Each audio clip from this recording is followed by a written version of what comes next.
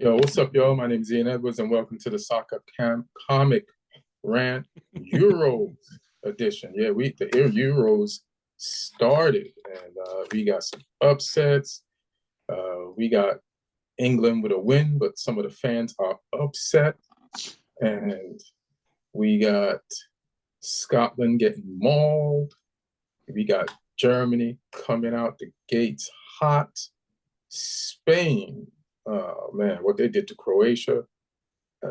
I'm not surprised. I feel like they're at the end of their cycle. Like, how much can a Modric do at the age of 83 years old? Not much. Like, he's done everything he could do. You're gonna have to start depending on some new people. But we're gonna talk Euros. We're gonna talk games coming up, and we got Lee Hudson, stand-up comic, Southampton fan. But he's rooting for England too. I'm rooting for England too. And Alex might join us, and we'll talk about Copa America. If you're watching on YouTube, like and subscribe. Tell people about this shit, and let's all talk Euros. And if you got any questions, put them in the thing, and we'll bring them up on the next podcast. And thank you for listening on the audio platforms. Also, we appreciate your Omni Studio, iTunes, Spotify. So what's up, fam? How are you enjoying everything? Yeah, I mean, today was the first day of weekday. I was working from home. I had a 2 p.m. game to just stick on the TV as well. So got to watch whilst watching the football. Had Romania, Ukraine. I didn't have high hopes for that game, and it ended up being a banger. So yeah, it's been fun. Obviously, there was a lot of build up before the England game here. Watching all the other teams start their tournaments, and then we got to kick off yesterday. So that was nice seeing everyone getting excited for that. And just I love a tournament. It seems like there's a good vibe out there in Germany as well. Other than the England fans trying to get to and from the stadium, that seemed a bit of a shit show, but people seem to be having fun out there apart from that. Yeah, Germany is a good, safe place to have a tournament. There's a lot of order in Germany, and they know how to to corral and get people to and from it. So if they're having issues there, they would have just had it anywhere. I never brought this up, but have you ever been in America when there's a tournament that England's in for football? Trying to think. I'm not sure I have. I've always been there during the season when the season's been going on, Right. the club season. Yeah, well, this is the weird relationship with England and America. This is how you can tell they're brother and sister. Like, especially like the Euros. Like, America can't compete in the Euros. So all of America's team in the Euros is England, just by the way they cover it. Like, how, like, in between games, and England game coming up later, and then when they have time, there's another game up next, but there's some time to talk about England. We have ex-British players, there are panelists, the person who leads the panel, they're English, and we usually have, what is ESPN doing? It's like Steve McManaman there, and if he's not there, then it's just so it's weird to be English, to be in another country, but the country of interest for the tournament for that country is like the country of interest is English. So it's almost, I never feel like I'm watching the Euros in a foreign country, because like everything is pro-English. Like, and the same thing with the Premier League. It's weird, man. Like, I'm in a country where the Premier League thrives on American TV, and they promote it like it's an American. They would promote an American league. It's funny, and it's good, and it's great, because then I get to watch my home league in America as if I'm in England. The way so it's dope. It's like, all right, this England is our skin in the game in football. Now the Copa America is coming up, and America's in that. So then there'll definitely be a lot of coverage of like Team USA for sure. But now it's just double coverage. Like we'll be Team USA in the Copa America, and America is Team England in the Euro. So it's kind of dope, you know what I mean? Like this the same bias slant, whether good or bad, towards the English team is here, you know. So it's kind of dope. What game do you think we should talk about first? Like the upset with Belgium today? Should we talk about France, Austria, with Ralf Rangnick doing his thing, putting pressure on France and making Kylian Mbappe break his nose trying to score a type of goal that he never normally tries to score? This is why he never tries to head the ball. This is why he's all feet, because he could break his nose. Or do you want to talk about England's like scraping past Serbia? We can get into it with England. That's probably the one with the strongest opinions on it after this game. There's a lot of people talking about it. So yeah, let's get into that one first, because yeah, I've got some thoughts as well. I sat down and watched that one live last night. And I mean, it's a tournament. We got the job done. And I just hope that Southgate really analyzes that game, because it's fine. Like we got the 3 points. We kept a clean sheet. Not many teams have kept clean sheets in this tournament so far. I mean, a couple did today, but before yesterday, there was only one other team that had. So there are some positives for sure. But I feel like the balance of the team did look slightly off. And so I hope that there is some analysis that goes on, because like, I don't think there's anyone in the England camp who will say that, you know, they were 100% satisfied with that game. But equally, I don't think people should be going overboard with the negativity. It's like, okay, maybe there's some things we need to tweak, some personnel choices we need to look at. But the way some England fans are talking, you think we'd lost that game 3-0. What are they saying? I want to hear it. Because I hate it and I love it when England fans go overboard. Yeah, because it reminds me of club football, you know? Oh, yeah. I mean, people are losing their minds saying that, like, you know, Southgate's clueless and this and that. And yeah, I mean, like I say, there was some things in there that I didn't agree with, but, you know, we got the job done. They're probably, I mean, Denmark are probably the toughest team in the group, but, you know, Serbia aren't an easy team. They're not a team you walk all over. They got Mitrovic and Vlahovic up front, who are both dangerous. They got, you know, experienced players in that team as well. They're tough opponents. So, like I say, to get the win, to get a clean sheet, there's positives there. And, you know, Bellingham stepped up on the big stage again. That's another positive. And, you know, maybe, you know, Harry Kane was quiet. I don't think he's the sort of player that's going to stay quiet for a whole tournament. He can have a quiet game. Other people stepped up. You know, Saka stepped up. I thought he had a good game before he went off. Rice played with more discipline in this England team than he does necessarily with Arsenal, because he had to.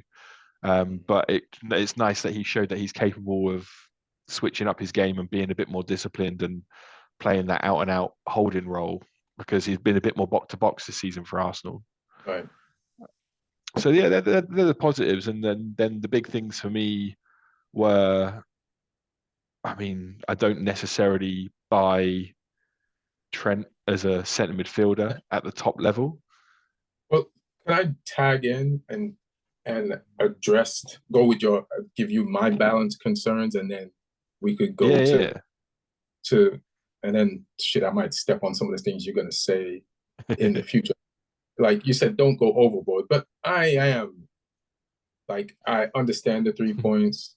I understand that we got the clean sheet, but I don't like exactly what Southgate said after the thing where in the post game, he was like, some of the players got tired and we have to, you know, it's the first game and we have to kind of, I'm paraphrasing, like, know their energy levels so that we know when to take them in and out.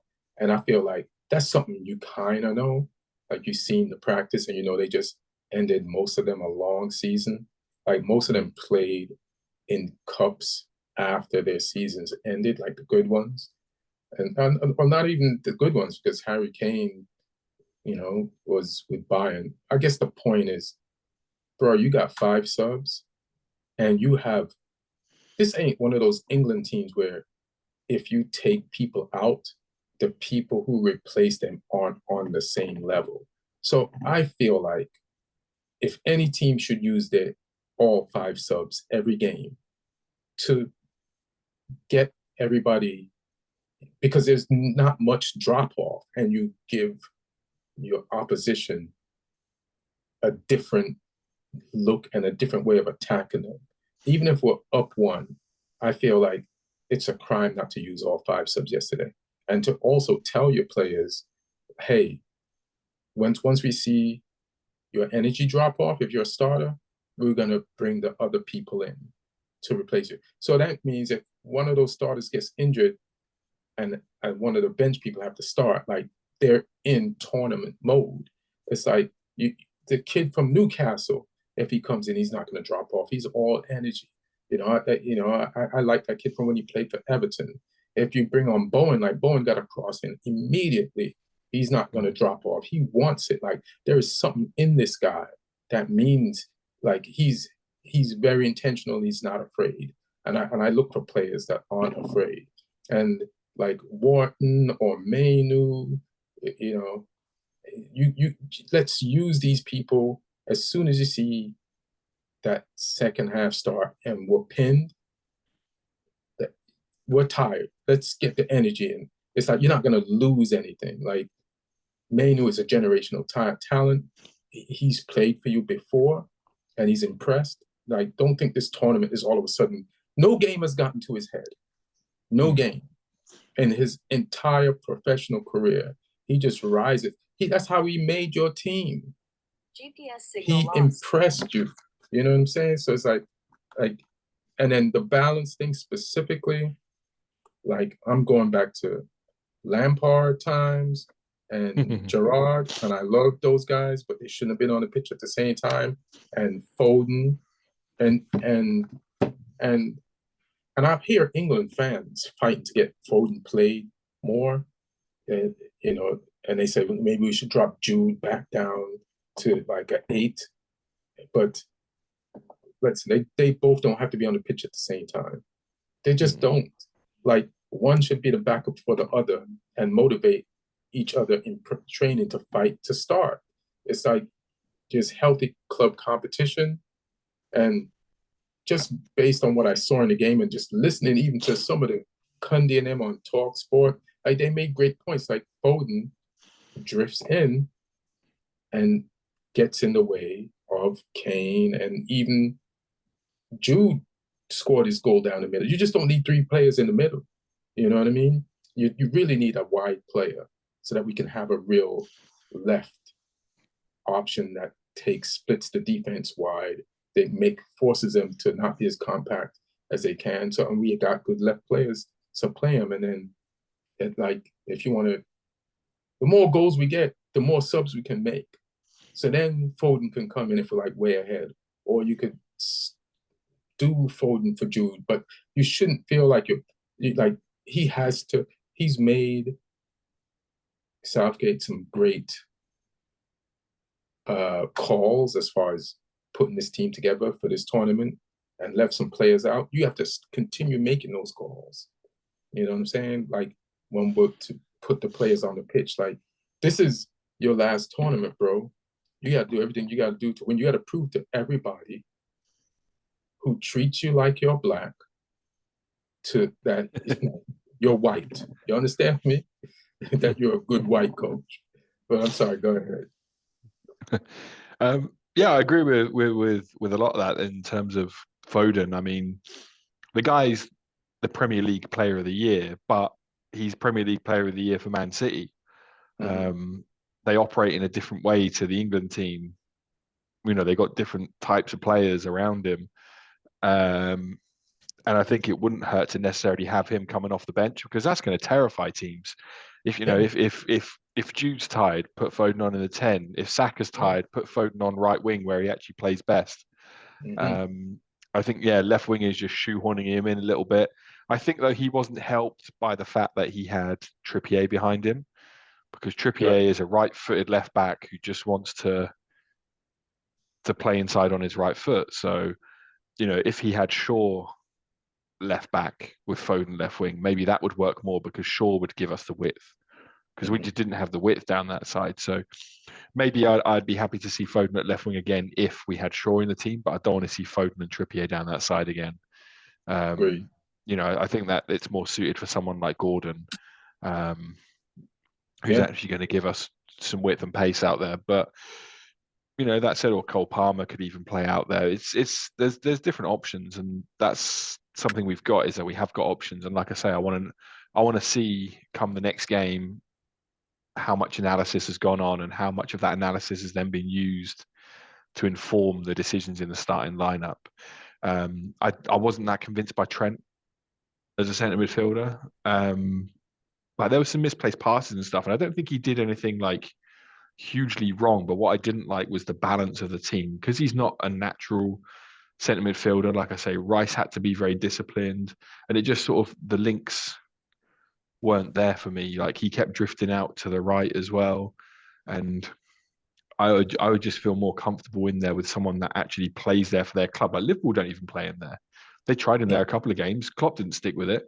And for England, he looked good there against Malta. I mean, I would look good against Malta in there, with 5 minutes on the ball to ping passes around. So he's never actually looked good there in a competitive game. Like, he played there in the friendly against Bosnia, and he didn't look good in that game until he got moved back to right back. And he's one of the best right backs in the world. So he said in an interview that Southgate's been working with him for a year on this role. And it's like, why? If he ain't playing there for his club, why are you working with him on this role that, like, I'm not. I can tell you why, because that was before Wharton and Mainu became a thing. Yeah, this is true. Like, who was going to be the guy next to, because the guy from Leeds / Man City on loan to West Ham fell off. So it's like, okay. And then the only other player in England like Rice is Declan Rice. There ain't nobody else. So it's like, let's get a player. I'm offended. My boy Ward Prowse has been there the whole time. Plus, he's got the free kicks. Is he an 8? Yeah. All right. Yeah, but his form cost him this season. He started the season great. If he carried that on, he might have been in that squad, but he didn't do enough in the second half of the season, so that's on him. But yeah, I mean, I'm not comfortable with Trent in there especially when we go up against even stronger opposition. I think he just he imbalances the team by being in there, and I don't think it's the time to learn on the job. Like, have him playing there all throughout the qualifiers. Like, why were you playing Henderson in there in the qualifiers when you could have been playing Trent in there more and getting him those minutes if this was the plan? Trent was also injured a lot of the season, so he wasn't even available. Yeah. Just in Southgate's defense, Yeah. It just feels a little bit like, he's forcing certain things when the team would benefit more from having a more natural balance to it. But like I say, he's the guy working with the team. They'll analyze this. If he starts with it in the next game, we'll see what happens. Like, I'm not one to react until after the event. We'll see, because I'll voice my concerns. But if he starts with them in the next game in those positions and we win, then it's hard to really argue with it fully. I mean, I know we have to. We're going to introduce Alex in a minute. I know those players have to get used to where they're playing, but he also, Harry Kane was asked a question about playing out of position because of Foden being there. So then you got Kane out of position, you got Foden out of position, and it's like, it's forcing everything in there, throws everything off. Let Kane plays where he plays. Let's put Foden on the bench so that Jude could play where he plays, and we have Foden as an option off the bench, and let Gordon or somebody down that, especially when you say Trippier is the option right now. And even if Luke Shaw comes back for the next game, he's not going to be fully game fit. So we're going to be, so we need that that left-sided option staying Yeah. wide to spread the D. You know what I mean? So I just feel like if you're forcing Trent in the middle, and then you're forcing people to the left that are not used to being the left. Like when Manu played City at City, we had a good shot at beating City until Foden staked his claim at being Premier League player in that game on the right. Like he just took over the game on the right. Now, like that's his position, and you can tell me, Alex, like where was Foden most effective for City this season? Left, right, middle, like where? How did he win EPL Player of the Year? Yeah, sorry for joining in late, guys. Just jumping No. in. So I don't know what's the verdict on Foden. I think I told you, Ian, like if when you asked me about Foden, like he's like you said he did not have a good game, and I agree. I feel like as a City fan, I would not put Foden on this team, and on the left, because this is basically, I think the team is playing like a system.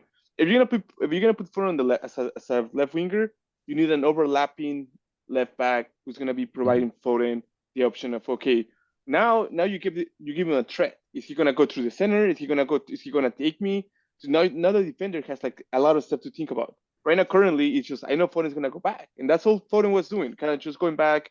There wasn't a lot of breaking line passes. I personally love when Foden, you're given the freedom to just basically take over the midfield and just move in as comfortable. I know England doesn't kind of like work the system. I would love to see him kind of like next to Bellingham, like the way City plays De Bruyne, Foden sometimes in the middle. And I think like that would be absolutely incredible to see Bellingham next to Foden with another left winger, maybe either Gordon, Bowen, someone else, and just basically just Declan Rice back himself. And I don't know, I would love that. I know it's not going to happen, but that will be my dream.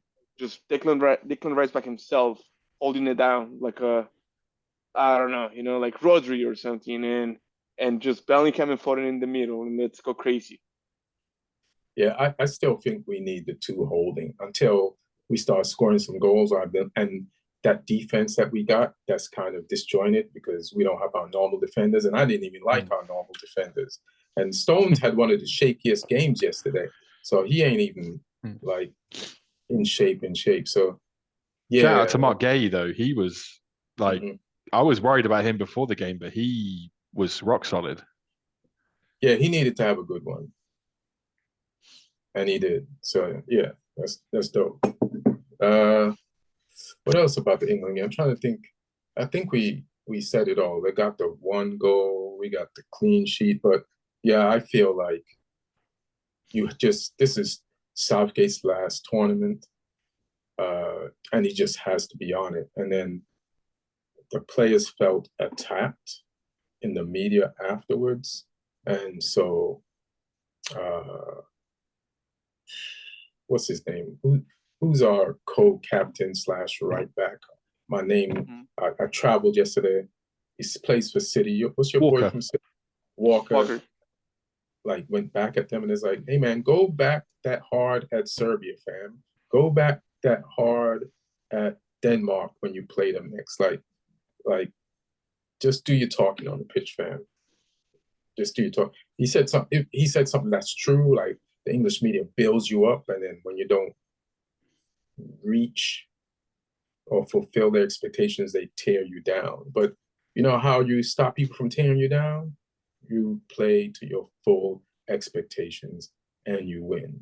And that no disrespect to Serbia, because when they took off Vlahovic yesterday, they put in Tadic, and Tadic is back on the rise. Like I saw a piece on him, like one of those channels or football channels put a piece on him, and they talked about like how his mindset has changed since he's played in Portugal. Because I think he played in Portugal. He played for Southampton and QPR, right? Is that the same Tadic? He played for Southampton. He didn't play for anyone else in England. Oh, okay. He played for us, and then he went to Ajax. Right. But yeah, he's a very good player. Yeah, there's a bunch of Tadics out there. So I think I'm getting them. It's a popular last soccer name. But yeah. So everything's got itch on the end. itch. Everything's got an itch. But yeah. Do you want to talk about Belgium next or France? Oof, they're both pretty fresh in the memory from being today, so I'm happy to talk about either. I didn't see the Belgium one yet. I'm gonna watch it after the podcast because I'm in New York. Doing production on the show. Oh, maybe I could use the background now. Maybe I could show that off now. That's it, flex. We out here in New York. Just brush this back a little bit. Just enjoy the view. Nice fake backdrop, Alex. But here's a real one. You know what I mean? That's nice. Got the Empire State Building right there. Yeah, shit, fam. Get it, So tell me about this.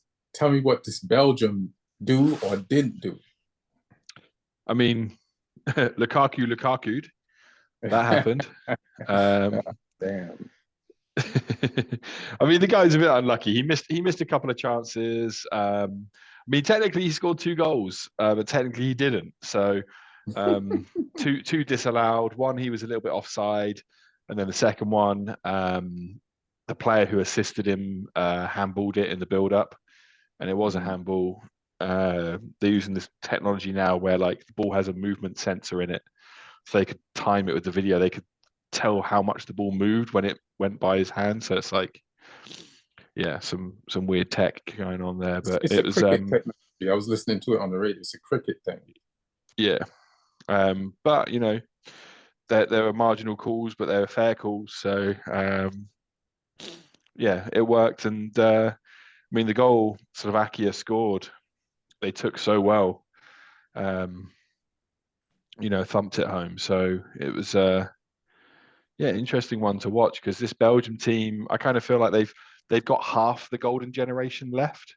Yeah. And then they've got the new generation. Like Doku was a menace in this game. Like he was the one putting it on a plate a lot of the time for people. But nobody wanted to finish. So yeah, Doku's going to be a handful for him. And Lukaku, I think, he's going to be a meme again after this game, but he's a presence in there. He was always drawing like 2 defenders to him. And if Doku keeps doing his thing, like Lukaku will score some goals at this tournament.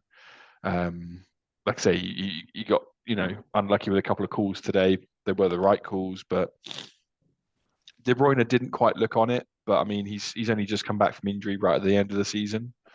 That's the problem with De Bruyne. He's always just coming back from injuries now. Yeah. So yeah, it was one of the games for Belgium. They just didn't have it go for them, and their keeper had to pull off a really good save at one point to stop it from being 2 for Slovakia. So Slovakia, they rode their luck a little bit at times, but they took their goal well, and they could have had a second. So it's a nice. There was too many favourites winning in a lot of these games. Needed some stuff to get shaken up, and hopefully that shakes that group up now. What was Slovakia's record coming in to this tournament? Because there's a lot of teams that had great records coming into this tournament. Like Serbia, who we played, had a great record coming into this tournament. Austria, who lost today, they won. They hadn't lost in 17-something games, or 17 or 16 games. Yeah. So there's a lot of top tournament teams that we feel aren't that good, that under the radar come into this tournament with some pretty decent records that you just don't expect. Yeah. Slovakia has been up and down. Like they've beaten some poor teams. Like they beat Wales and San Marino in the friendlies. They drew with Norway. They lost to Austria. They beat Bosnia 2-1. In the qualifiers they were in Portugal's group, and they lost twice to Portugal, but only by 1 goal both times. So yeah, they're not a tiny football nation kind of thing. They got some talent in there. But they're not like you would have still backed Belgium in this game to win this one, really. So it is an upset for sure. Yeah, I mean, let's see if they can dig their way out of it. So who's got Belgium got next in the 2 games that they got left in this group? In this group, They're for playing Romania Belgium, yeah, next. Who? And yeah, Romania, and they play nice. Like Romania is yeah, and then actually they got Ukraine after that. Slovakia as well. I watched the game, and Slovakia just looks so. I don't know any players. I don't think I know any of those players, but it didn't matter because I think like every player was basically checking for the ball. They're all basically fighting for the balls. They wanted it more than Belgium. But you can tell these players were hungry. Like they were just trying to make a name for themselves. Yeah, I watched them, and it was sort of like kind of watching like Brighton in a good game, you know, and basically you're like, who are these players from Brighton running, doing exactly what they're supposed to be doing, and even the players that came in, the subs were just as good. So I was pretty pleasantly surprised. Uh, Disappointed with Belgium. I thought Belgium, I had more expectations for them, but I think like the coach somewhat did not really make any changes when the game required some changes, and he did not do them. And also Lukaku not finishing his chances doesn't really help, you know. All right. What'd you think of De Bruyne, your boy? I think like they were trying to push him too forward. Like at the beginning of the game, I guess the coach was like, you know what, De Bruyne, don't worry about coming back too much. Just stay in top with Lukaku. Like we'll feed you. You know, we'll give you the balls. The balls were not coming to De Bruyne. So De Bruyne, second half, he'd play better because he dropped back. You know, he's basically kind of having to get the ball from his own, kind of literally outside his box and driving the ball, and then creating something. And I just feel like that maybe that's what they gotta do since the beginning, but it did not happen until probably 30 minutes until yeah 30 minutes until the whistle. You know, like they did not figure out how to make De Bruyne get involved with the game. Also Trossard, I feel like he did not have a good game either. Doku was trying, but you know what? I feel like I remember this guy's name is Kinnear, the center back. He had a great Mhm. game. He had a great game. I think he was the only one kind of like managing Doku for a while. Oh, that's dope. We're gonna go and talk about the French game, but before the French game, I just want to have an honorable mention to Romania versus Ukraine. Romania ain't been in a major tournament in a minute, and it's funny that they took Ukraine's colors and then beat them with it. So imagine if you're Ukraine and you're like, we're getting our ass kicked by us, you know, like like they just played straight Ukraine colors. Like I guess Romania was the home team in this game, in where both teams were playing in Germany. But shout out to Romania for the surprise, putting the rest of the teams in the group on notice, and now people going to take them serious. Like Romania don't normally get in the tournaments, but normally when they do, they are dangerous, and Ukraine found out the hard way. That first goal was a banger as well. Oh yeah. The one where it just came to him on the edge of the box and he just shot across his body, like right into the top corner. And I mean, the second goal wasn't too bad, although I thought the keeper could have done better with it. But the first one was a rocket. Some really good goals in this tournament so far as well. Mm. Yeah, it's been a Well, pretty decent tournament. Sorry, go ahead. oh, I was gonna say that keeper. I didn't know the keeper was the Real Madrid keeper, Lennon. Lunin, yeah. And he had a horrible game. Like just the first goal kind of happens because of him.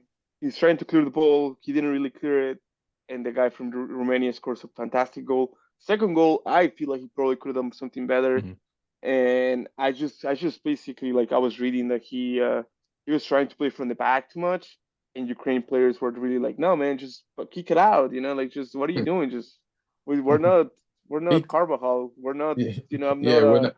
Yeah, there's no cruise back here. There's no Modric. Boot that goes. Let's go direct. We don't got that touch. Yeah, it's tough sometimes to. He had a tough time in the beginning after Courtois' injury, but then he won them some games, Real Madrid, and Courtois coming back kind of ripped him off of like a glorious end to the season, because I still think like he helped them in the penalty shootout, right, versus Man City. So I'm sure you'll never gotta forget. bring that up, man. I'm just saying, we're just talking about how successful a season he's had against your team and how good of a goalkeeper he is. So for him to like mess up this game like the way you're describing, he probably didn't even mess up that well. You're probably just hating on him because you want revenge. Lee, you watched that? Don't you think like he had a? I don't know. I'm gonna pull up the ratings, but I don't think he had a. I think like if you were to blame someone, he's probably taking some blame. Oh yeah, yeah. They almost beat him from a corner as well at one point. They almost scored. They almost scored a goal from. It was gonna be Olympic goal. Like, and he just saw it. He just saw it going in, and he's like, "Oh man, I almost got scored the goal of the year." You know.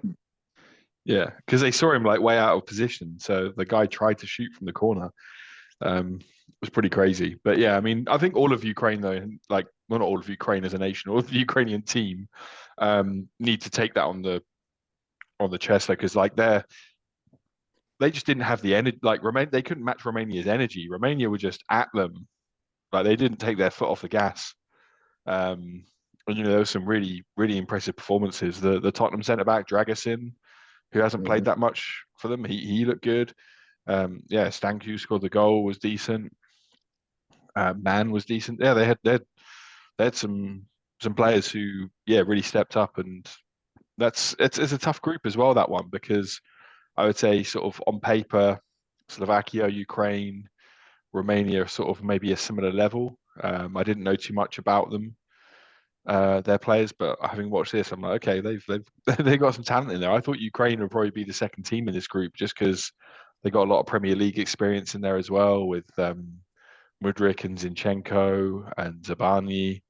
Obviously, Lunin in goal. They got Dobvik up top, who was scoring goals for fun for Girona this season in the Liga. So I thought maybe they would be a strong team, but yeah, Romania really really tore up that prediction. Yeah, they tore up the on paper thing. I'm really, even more you talk about it, the more surprised I am that they got beat 3-0 by Romania. And that's the thing. It's like we talk about England keeping a clean sheet, but look at Romania. Not only did they keep a clean sheet, but they scored 3 goals. That's why I'm disappointed. And I hear the critics of the English team. It's like, how is a Romania going to step out? And they played more adhesive and together and looked more like a team with way less talent than England. So like Southgate has to fix this. Like, because any loss could get you knocked out this tournament. Yeah, I think it's a mentality thing as well, because England went 1-0 up, and we were dominating at that point. Like when the goal went in, we were putting pressure on them, and we kept that pressure on for a few more minutes, but then it just seemed to just disappear. And then the second half as well, like for the most of the first 20, 25, 30 minutes of that second half, like they were on us. Serbia were on us. They were the ones putting us under pressure. Whereas like you look at the Romania game, they got the first goal, the confidence was up, and they just kept on going at them, kept on pressing them, kept on creating chances high up the pitch. Whereas like Kane had 2 touches, I think, by half time, which is insane. Yeah. To have a guy that scored, 40 goals or something for Bayern Munich this season, to then just, be completely isolated in a game like this, where, we showed in those first 10, 15, 20 minutes that we should be dominating that game. But I don't know what it was, whether it was something from the bench, or whether it was just the mentality of the players that were out on the pitch themselves, who just sort of went, oh no, we're gonna try and take it easy here. Because that's not, you can't take it easy at 1-0 in a Euros game. You can't, like, in a Sunday league game, or in a game with toddlers, or in a scrimmage with small goals. You can't take 1-0 serious at any point. Like, listen, man, like, you're talking about mentality. It's been the main issue with England. Like, I've never, like, this is a good cycle of players we got, but we never even had a good mentality when we didn't have a good cycle of players. Now we got a great cycle of players. We got to play with that Romanian mentality, and And Southgate has to figure out how to raise the mentality of our players. I feel like he has done it somewhat, but he has to raise it more. Like there can be no questions. And that's on him. That's his job. And that's what he has to do. The talent is there. Now, how can you turn these talented people into savages? I want to see some savagery out there. Yeah. Some of them have got it though. Like Bellingham's got it. You saw it in this game. Bellingham's got it. Like he was like, obviously the way he just powered his head onto that goal. Like he wanted that ball.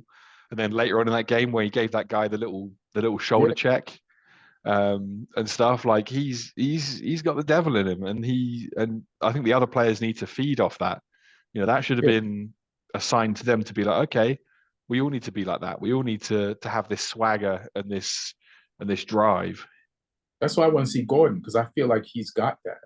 And I feel like if Foden's on the bench, he's watching Gordon on the left and he's watching Jude kill it down the middle. When he gets in there, he's going to be motivated. And sometimes, like, you got to be come on, figure it out. Figure it out. Yeah. Also, like Saka has been ran into the ground by Arsenal this season. Like he's played so many games. He's picked up some knocks as well. Like he isn't 100% fit going into this tournament. So it's like, let him cook for 60 minutes in a game and then take him out and put Foden in. And that way you're replacing one world-class left-footed right winger with another. And like I said, as a defender, that's a nightmare if you see that happening. You know, you've had Saka running at you for an hour. Now you've got Foden running at you instead. Even Walmart workers would be like, damn, he's Arsenal has been working him hard. You know what I'm saying? So I agree with you. Let's talk about this France. I watched the game. You know what I'm saying? And you know, I like Ralf Rangnick, and I like what he's done with Austria.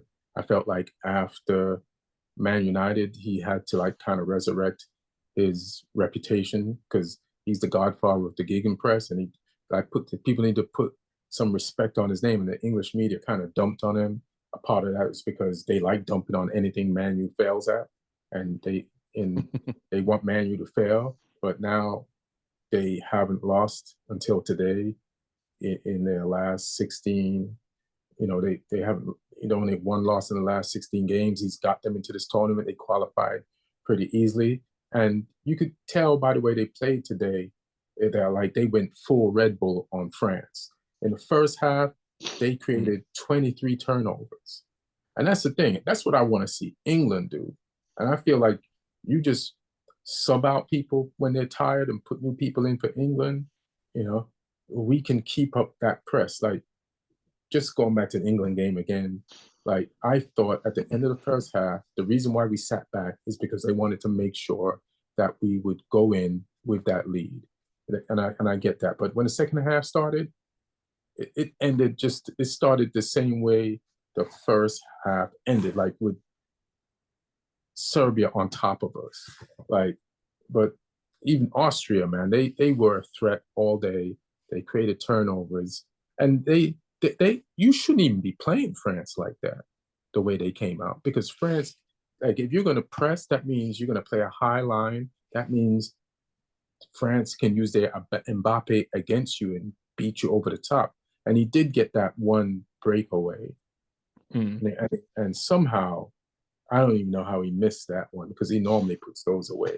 It's just him, the keeper, and the goal. And normally that ends up in the back of the net, but he missed.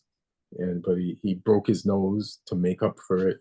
And, you know, they're talking about Captain Bloody Nose and how much he gave for the squad. But, you know, props to Austria on the way they lost. And they played with heart, man. And I want to see England do that. You know what I'm saying? Austria had a chance that if they scored, it would have been so interesting to see what happens. Like, do you know which one I'm talking? Like, he had a... Was that one when Sabitzer cushioned it down into the guy's path? Yeah. Yeah, that was like, I mean, what more do you want? You know, I feel like you put that in, I think it was like 10 minutes before the half, you can go with 1-0 leading. It would have been interesting because I don't think like this France like the actual lineup they had like the starting 11. I'm not a big fan.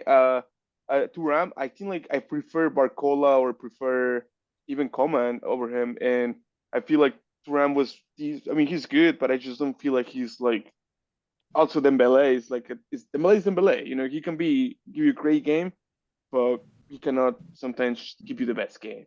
So yeah, I don't know. Looking at the paper, I thought France was gonna have like a much better team, but Austria looked really nice. I think like Austria might have a chance of advancing. I feel like Barcola is a good option. Uh, I think a lot of the people that they got on the bench haven't had that great of a year, like Kolo Muani. I don't think he was as good as he was the year before. Turam, trying to think how his season was, but I didn't hear a lot about him. He might have had a great season. Dembele did good in Champions League up until a point, but like even in the French league, he wasn't banging him in like that. But he's always dangerous. Like I would hate to have to play against him. I also think that they did this trick where they just like let's move our Mbappe around. He started in the middle, then he was on the left, and the goal that was accidentally an own goal, it came from him on the right. You know, so like I've never seen France like move Mbappe around anymore. Maybe they're trying to do that so when they know that if you play England and Walker's on the left, then they say, let's see how Mbappe can take advantage of a team that only has a Walker on one side of the pitch. So it's good practice. But Austria, they were very aggressive and they took a big risk playing their system. It's the wrong system to play against a French team, but it's their system. That's how they play. It's Red Bull style. And for the most part, it worked. And France's goal was a complete accident. So it could have been 0-0. It could have been like big pats on the back for Rangnick, Yeah, I think it's interesting about the front three, like you say, because all those players can play in all the positions. So Thuram, Dembele, and Mbappe, the ones they started, like they can play all across the front line. Whereas if you have Giroud in there, Giroud can only play as a centre forward. Really, Kolo Muani is a 9. He can move into those wide areas, but he's most comfortable through the middle. Whereas those other guys, they can all change places. And obviously you got Griezmann. Sort of sometimes he was a 10. He would drop into that midfield and link the play. Then other times he would join in as an additional number 9 as well. So that front four is a problem to defend against. But like you say, Austria gave it a good go. They were aggressive. They tried to limit the supply. Occasionally, they did get done in behind a few times with the pace, but it's going to happen. You're not going to stop that from never happening in a game against a team of that quality. It's interesting to see Kante as well because, I mean, out of sight, out of mind. He's been in Saudi Arabia for a year. He looks like a player who he's enjoyed the sun for a year and just chilling in that farmers league, saving his energy so that he can come and run his ass off again in the Euros. Because he's been chilling out there, I think, for a season. And because he looked like he had renewed energy levels coming into this game and reminded people that he's still around. He's 33, but he's still going to run for a game. And I thought he saved the goal. Yeah. Like he did that Van de Ven last ditch, got back. He's got speed and he's got endurance. Like he like that I don't know if they would have called it back, but the ref didn't blow the whistle when Mbappe broke his nose, and that play went all the way down as a counter to the other end. And it was Conte like back there to play defender and save that shit. But yeah, man, it's the only thing that's like Griezmann has developed into a different type of play over the last few years. And the only reason why he wasn't that player in this game was because Conte had it covered. Like Griezmann didn't have to run like how he's been running for Atletico and for the French team in the last 2 years. He's like, shit, Conte guy, I'll just stay right here. I'll stay closer to the goal. Like normally I watch France and I watch Griezmann like covering it all, but it's great to have Conte back. He was injured the last season and a half at Chelsea, So it's like, for me, I was like, does he still have it after this game? Yeah, he got it. I can see a team asking Kante if he wants to come back to the Premier League. It looks so good, you know. I think like maybe it's like, you know what, you already capped you already make your money. You don't like the lifestyle maybe over there so much. Come back to the Premier League, you know. Like I can see United offering him like a 400,000 a week contract, you know. You're crazy. You are so disrespectful, fam. You know, it's all good. uh, I mean, there's players City have that I don't understand. Kovacic being one of them. How did it feel? I feel like Man City has had a bad Euros. Yeah. That's what I feel like. Like, based on some of the England performances, and we just like, where else at The only City player Belgium? who won, it was Rodri. But Rodri did not have a good game. Like I mean, people are saying Rodri kind of. I'm normally try to be like give you like my biased opinion. Rodri did not have a good game. Rodri, like people are saying, like people are praising him. Like no, he did not. Like the reason is because they're trying to have him do exactly what he's doing at City. Or at City, everyone's running, everyone's trying. At Spain, you can see players who are like, I'm not gonna like go as hard. So all of a sudden you have like a huge gap in the middle. And how is Rodri by himself gonna try to? I don't know. I really hope basically like uh I hope he comes back healthy to City. I don't want him basically during his something like in the middle of the Euros, you know. I can't remember if he had a bad game or not, but I know Spain had a good game, and that's what I know. Lee, did I cut you off? Did you finish saying what you wanted to say? Just remind me of Yeah. something. Yeah, that's all good. Who's the big games tomorrow and the rest of the week coming up? Like, what are you excited about? So England are Thursday. Thursday, it's a good day. So that's worried? that one. Am I worried? Yeah, because are they playing Denmark? Yeah, we got Denmark. I mean, I watched the Denmark game, and I don't think there was. I mean, they drew with Slovenia, and Slovenia are no slouches. You know, I don't know too much about their team, but when I saw the team sheet, I saw they had Jan Oblak in goal, who's one of the best keepers in the world, and the striker who every club seems to want, Benjamin Sesko. And Sesko almost scored a couple of worldies in this game. He hit one that went just past the post. He hit another off the post. So he's a handful, but a lot of that Slovenia team are, yeah, a little bit mediocre. And I think Denmark could have done better in this game. But yeah, they've got good players like Ericsson, you know, seemed to have extra motivation. He took his goal really well. Yeah, wasn't that great for the guy we almost saw die in the last Euros to like score the opening? I wonder if he did it at the time he collapsed at the pitch. I think that was the second half, or the first half. But that was a pretty amazing and good irony. Yeah. Yeah, and he took the goal so well as well. The touch to control it and then the finish. So yeah, they've got a solid team, Denmark, and yeah, like Højlund is a handful. The midfield's fairly solid. At the back, they got players that we know from the Premier League, like Christensen, even though he transferred out, and Vestergaard, and obviously Schmeichel in goal. So yeah, I think we have more quality than them. But I think a lot will come down to the stuff we talked about. It will come down to the tactics and the mentality. But do you think they're better than Serbia?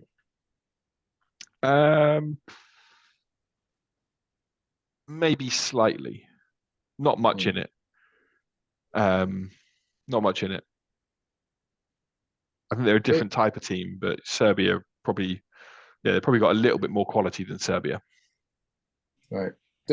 In that game with Denmark, Denmark dominated that game early, but then there's a point when, after a few long throws and creating an aerial threat, when Slovenia's like, wait a minute, we could have at these dudes. And there was that shot I think it was from Sesko that hit the post, and it's like, oh, game on. We let's go, let's go till they got that long ranger. You know, we'll get crosses in, we'll get long throws in, and then we'll bombard them because when they collapse and everybody's on the line trying to defend the line, we'll just blast them, and then yeah, man, they won balls and stuff. Nathan, and just as a random, Nathan Aki has had a good game for Holland as a Man City player, so I'll give you that. We got Portugal's first game tomorrow.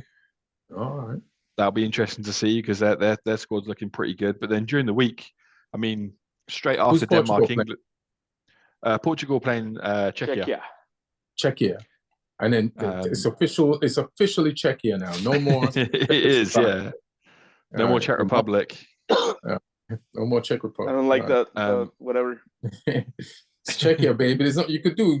You have to say their pronoun right. I know. That's pisses me off. But there are some monster games this week though, because after Denmark, England on Thursday, straight away afterwards is Spain, Italy. Oh shit! What day is that? Thursday after the England game. Yeah.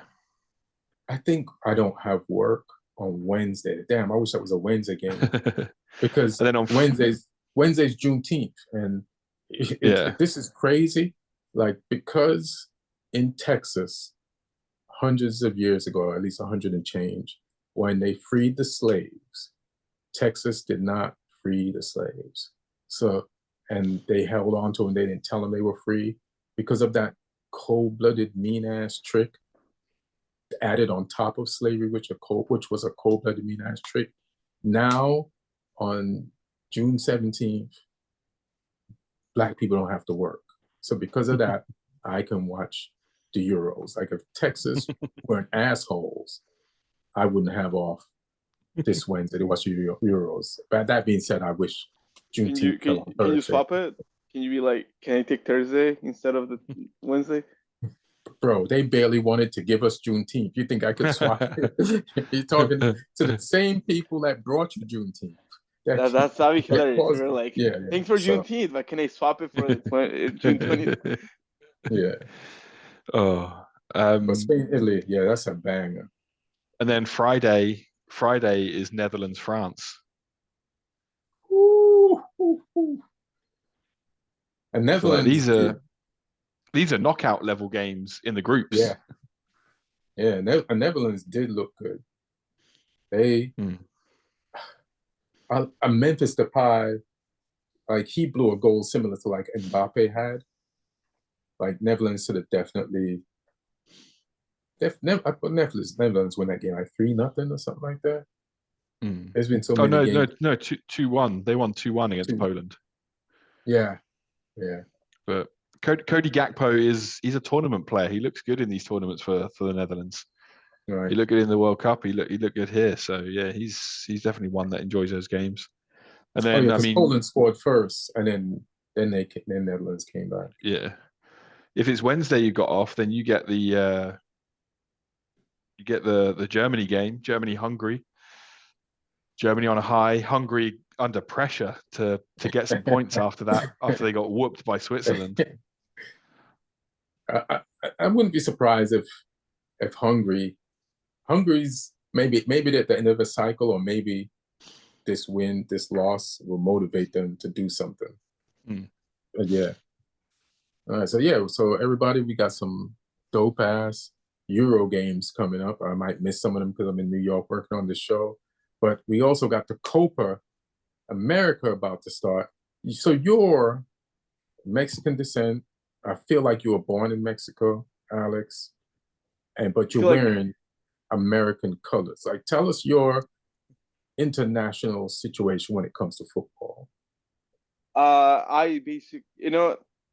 I don't know why there's between Mexicans and Americans, they're really kind of like, no, Mexico is better than the US. US is Mexico. They really kind of go at it. To me, it's like, no, man, like, we should both be good, man. It's embarrassing when the US is bad, and it's embarrassing when Mexico is bad. Let's both be good, you know? Like, we're not at the Brazil Argentina level, guys. Let's both be good, you know? So I support both. I support both, you know? I want them both to be doing well, and luckily, the tournament is rigged for Mexico and the US to kind of like go to like at least quarterfinals. Hilarious. Now, why do you say that? Just tell me why you say that. I mean, well, just from the get go, like when they do the groups, right? Like Argentina is like the head of the group, Brazil is the head of the group, and Mexico and US they're head of the groups, you know. So they're the strongest teams in their group. Well, it's not like the strongest. They're just basically when they do it, they put Mexico and the US in different teams from Argentina and Brazil, because you don't want Brazil trashing Mexico or trashing the US on the first round, you know. But the US just played a great game against Brazil. They played a great game. They did. They played well. It was nice watching them. I was surprised. I don't know what it was, but they looked really good. They were touching the ball like Brazil almost, you know, from the back. Like they were just moving the ball. Even I was like, wow. It was even. Let me ask you a question. How do you feel about Berhalter? This is how I feel about him. I feel like he's being Southgated. Like if there was ever an American Southgate, like a coach that, like, I looked at his record, it's 43 wins and like 15 draws and like 12 or 13 losses. And I know he's won 3 cups, 3 trophies. Those 43 wins, though, I think like we probably should like expand it, you know, like and see, okay, because there's wins against El Salvador, Guatemala, Jamaica, you know. I think like he'll be like we're in the CONCACAF, fam. Like that's no, we can't avoid these teams. But you know what? I mean, I was a huge fan of Klinsmann because Klinsmann kind of like he was a visionary, you know. He was just more like, okay, guys, I don't want to have games in the U.S. And everyone's like, well, where the U.S.? He's like, no. We're gonna go play in Europe because we're gonna go to Europe. I'm gonna take the U.S. team and go play against Germany. I'm gonna go take the U.S. team and go play against Spain. I'm gonna go play, and you know, like, and I think like at that time he was like this guy's crazy, but he kind of like built something, you know, because he was just the games were different. Yeah, U.S. will lose once in a while, but you will be watching the U.S. playing like in Wembley or something else, something different, instead of having to bring a team here and play like a kind of like a friendly, semi-serious game against the U.S. You know, so I don't think Greg. Do you like him or you don't like him? I think he's because just like it happens to be probably like similar to England, one of the best generations that we've seen. Everyone's playing in Europe right now. I think like out of the roster, like 18 players playing Europe. The starting 11 is playing Europe, and it seems like when they're playing, the players don't really know exactly what these guys. Maybe they don't respect him enough or something, but it just seems like whatever ideas that he's trying to put in the players, like it's not really happening. You can tell the Pulisic is kind of like annoyed, and Tyler Adams and all the guys are just like, it's like, oh man, we cannot wait for this guy to go, you know. For real, but he's trying to play out the back, which is modern football. He's trying to press, which is modern football. So he's trying to play modern football. So like, but some of the people I've watched who criticize the team have suggested like these players can't do that. And they thought they won their case after the Colombia game, but then he didn't change his tactics and he didn't change his players, and it worked versus Brazil.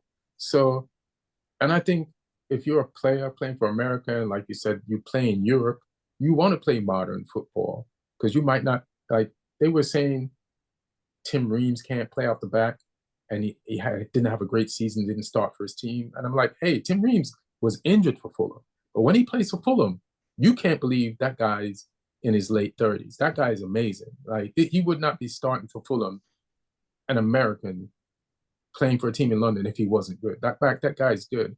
And also, they were saying the left back, America's left back, Anthony Robinson. They were saying he can't play out the back, but he did against Brazil. Yeah, he had a bad game. Maybe against Colombia. I think he's a great player. I think he's great too. I think he might be the best left back in American history. And Tim Reams, I don't even know how he's doing what he's doing at the age that he's doing it at. So, and then for a moment, City was trying to get the guy, and I was like, let's get him. And all the City fans, like, you know, media, they're like, oh no, he's not good enough. And I'm like, guys, we have we don't have a left back. Like we have Fabian Delph. We have Fabian Delph and Zinchenko. Let's get this guy. You know, he looks better than both of them. You know? So they wanted to get him when you had Delph? Well, yeah, when we had Delph, he was just basically. Oh shit, he would have been on a next level if he'd been under Pep. That's how good Pep was. He turned Delph. He saved Delph, and Delph saved City. Like, I love Fabian Delph. So, who, if you had to make a choice, if there was a final between America and Mexico in the Copa America, who would you, by some miracle, they ended up in a final or a semifinal, who would you want to win? And it could be, your answer could be, you would want the best team to win. Well, so that, especially the semifinal. That's a great question. That is a great question, because in the past, I rooted for the U.S. against Mexico, because I'm like, okay, if the U.S. wins, there has to be some changes into this Mexican thing. Like there has to be something going on where, like, okay, we had enough. But it happens, and we're just like, fire the coach. Let's get a new coach. And he's like, that's not the solution. That is not a solution, guys. Let's do something else. And it's like, every time, it's like we lose against the US, like, fire the coach and bring someone else. And it's like, no. So I think, like, this time, if just for feelings, I'll probably go for Mexico. But I don't. Because it doesn't matter. Yeah, but it won't happen. Like, that's unrealistic, you know? That's funny. They won't fix it. That's hilarious. Who do you think, Lee, who do you think could win this tournament, Copa America?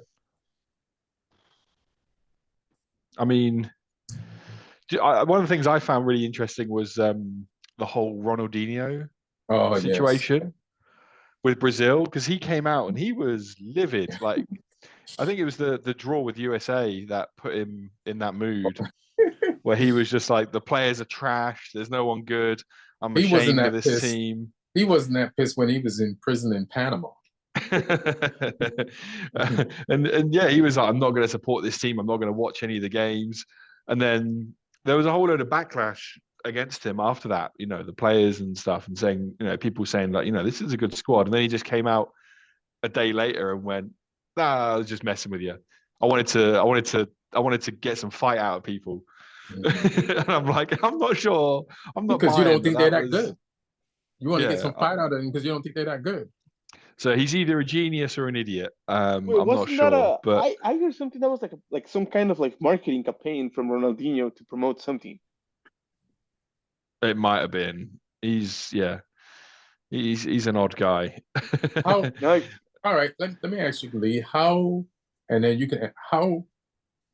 close to being accurate was his statements? I feel like he's when I look at the Brazil team that he was on, like, Vinny Jr. is probably the only player, and if Neymar was healthy, that could make that team.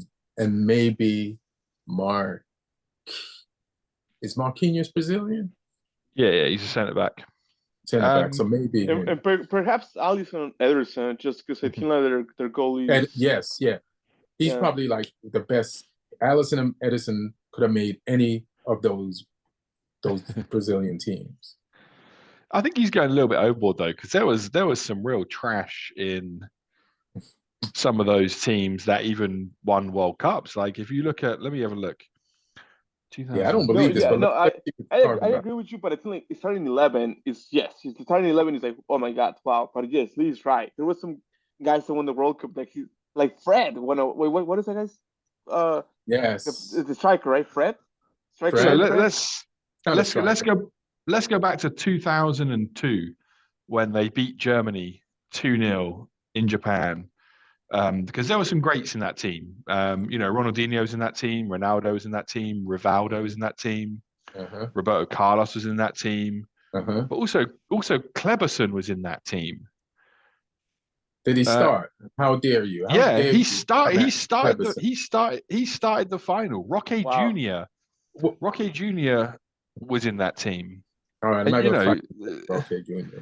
It's like every Brazil team has some water carriers. Like, there's always the ones that you don't think of. Kleberson again?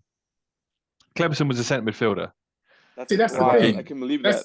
That's the thing. He probably was good, but it's like that's the most like a stylish position on the field, and he probably that's balance. Having him on the team means something. Gareth Southgate should learn. Like, let's have this boring player that does his job right there, who doesn't play like he's Brazilian. Is Kleberson better than Guimaraes or Paquetá? Guimaraes, I rate. Paquetá, I listen. You see the Paquetá mentality. He's being accused of like, and I don't like Paquetá's dance when he scores, so I'm against him. I don't like Douglas Luiz's dance when he scored against Man United, so I'm against him. So in those two players, I'm with Ronaldinho. But then, like the whole front three, all players, you know, that's a Real Madrid, Barcelona front three: Rafinha, Rodrigo, and Vinny Jr. So I don't believe Rafinha. I feel like he's on the team because they don't have anything better. I feel like I feel like he's. You know who's a really he has good player? moments. There's a good player, Fabio. I don't know if you guys seen him from Girona. He's like a 21-year-old. City's gonna get him.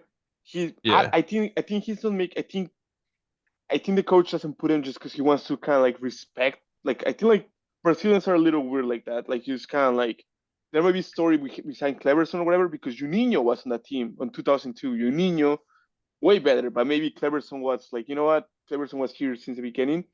But I think that's what it is. I think Rafinha has been on Brazil starting from the past 2 years. That it's kind of like, okay, you earn it, we'll go with you. But I think that there's probably better options. Yeah, I think they back in the day, Rafinha wouldn't have made one of those great Brazil teams. Like I think he's decent. Oh yeah. But and then last World Cup, you had homeboy that's now at Spurs from Everton, and it's like you just know he's Richarlison, you know he wouldn't have made none of them teams. You know what I mean? Yeah, And I still believe think in Rodrigo. I still think Brazil and Argentina are the favourites. Right, like you can't really look past them. But also one to watch, I think, is Uruguay under Bielsa. I was going to ask you guys that, like a surprise. Bielsa fires his teams up. He knows tournament football.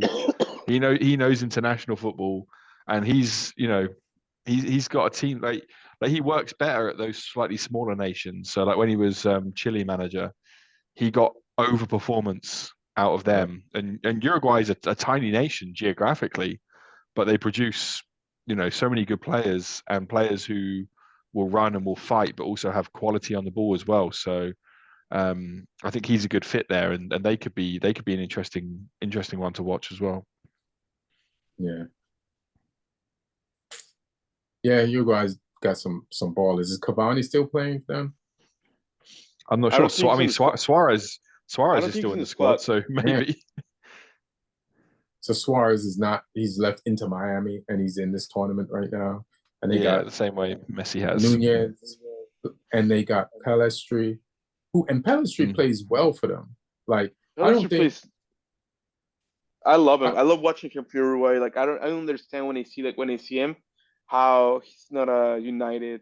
Because I feel like no United coach has ever watched a Uruguay game, because I see Uruguay in the World Cup and I see them in Copas, and they start Pellistri on the right, and I'm like, this is impressive. Like even when he went on loan in Spain this season, at least in the beginning of that loan, he did well. But I don't think if Pellistri plays for a team, like if United coaches do not watch that game. I think, in my opinion, I don't know much about the game, but I like him more than Garnacho, because I think Pellistri, it's somewhat like runs, but he's kind of like actually looking for an option, while Garnacho sometimes he's like, I'm gonna run and I'm gonna take a shot, which is fantastic. I applaud for that. I feel like Pellistri, when he's running with like something different. He's like he might do something more, offer something else. I'll tell you one thing: he's better than Anthony, and we shouldn't have put the money on Anthony, and we could have gave Pellistri playing time. I'll tell you that. But yeah, he's in the squad. They got Araujo from Barcelona as well at the back. Jimenez from Atletico Madrid at the back as well. They got a good team. They could be a problem. They got Ugarte from PSG. Who else they got from Real Madrid? Valverde. They got Valverde from Real Madrid. Yes. Yeah. It's a good team. They, like I say, under Bielsa as well. They could be a problem. Yeah. All right. So I don't know how I'm gonna find the time between work to watch these two tournaments. Like, especially next week. Like, work is gonna be. But we do the pod on Sundays. We'll go back. I'll be able to do it this week. Sunday I was traveling, but next week Sunday, I'll just stay in and watch everything and catch up in both, and then or have at it. I'll just spend the weekend in this hotel room with this view. You know what I'm saying? Just yeah. You know what I'm saying? Just like that. But yeah. Any y'all got any questions or anything y'all want to add to this, or before we pop off here? I guess just I don't know if you guys ever mentioned your winners, but like if I was to ask you like who wins the Copa America and who wins the Euro Cup, like look at it now. I want England to win the Euros. I just can't take another tournament. I've never seen England win a tournament ever, my whole lifetime. It's just like, can we just figure this out? Like, I'm one of the few people that defend Southgate. You know what I mean? Now I'm turning into everybody else and like going at him. So I just want him to just win one. I want these players to win one. I just want the monkey off England's back. Like, it's tough to like root for a team and they just never do it. You know what I mean? It's and especially if they have the capabilities, they have the skills, and it's just, I know it's a mental thing. So it'd be great. Like, it would be great to see them get over. And somebody said this, and it's true. Like, he said he's a Man United fan, and he said watching the way England played this weekend was like watching United. Like, this could be better, should be better, and they have the players to make it better. So let's end this season. If you're gonna play like England, let's end this season with a trophy. If you're gonna play like Man United, England, end this season like Man United did, with a trophy. What about you, Lee? I still think France. Oh, God damn it. I still think France, although, I mean, I'm worried about Germany on home soil as well. Yeah. And Cruz looking to go out on a high. But they only trashed Scotland. And, they trashed Scotland that had 10 players for a bunch of the games. So let's see what happens when they play some stronger teams.